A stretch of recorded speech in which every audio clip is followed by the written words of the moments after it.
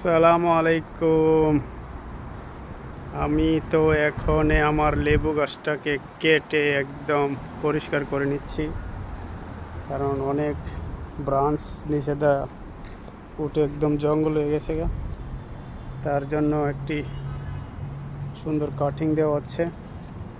তার সাথে এখানে টমেটো, ধনিয়া পাতা, মরিচ গাছ লাগানো হবে।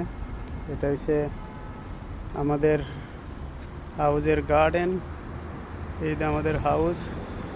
ইনশাল্লাহ সবাই ভালো থাকবেন, সুস্থ থাকবেন, আমাদের জন্য সবাই দোয়া করবেন ইনশাল্লাহ।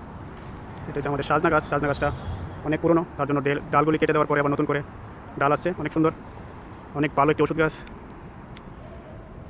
আমাদের পাশে